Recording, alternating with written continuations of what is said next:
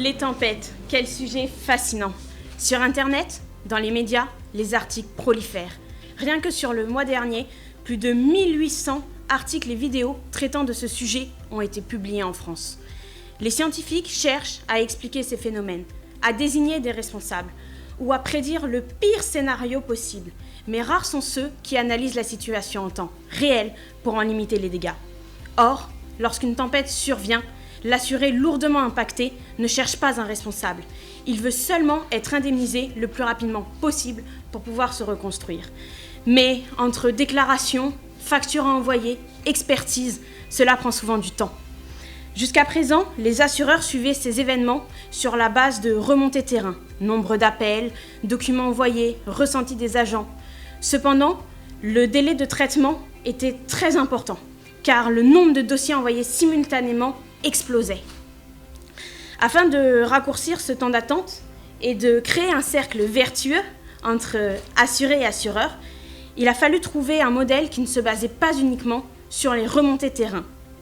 J'ai donc développé un modèle permettant d'estimer la sinistralité des tempêtes 3 jours après leur survenance contre plusieurs semaines auparavant.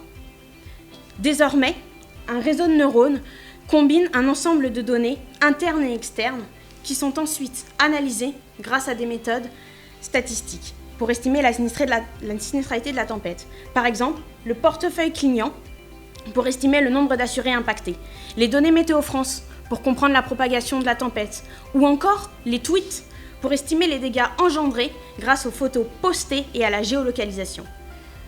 Avec des méthodes de data science, tout ça est combiné, comme le machine learning, le text mining, la data visualisation ou encore la théorie des valeurs extrêmes. Le modèle est désormais capable de fournir en temps réel une information large, abondante et visuelle. Les équipes indemnisation, grâce à leur expertise métier, analysent ces résultats, les affinent, les corrigent au besoin pour les communiquer au plus grand nombre afin de prendre des décisions les plus rapides et efficaces possibles dans des délais très restreints. Dans ce petit exemple, on parle de la tempête Zeus. Les experts avaient estimé 31 millions d'euros. Le modèle avait quant à lui estimé 25. En combinant les deux, nous avons estimé le coût de la tempête à 24,2 millions et après 1 an, nous avons observé un coût de la tempête de 24,1 millions d'euros. Donc en combinant l'humain, les statistiques et le machine learning, au lieu de les opposer, comme c'est souvent le cas, le modèle s'enrichit de jour en jour pour donner des résultats toujours plus précis, visuels. Voilà, merci de votre écoute. Si vous avez la moindre question.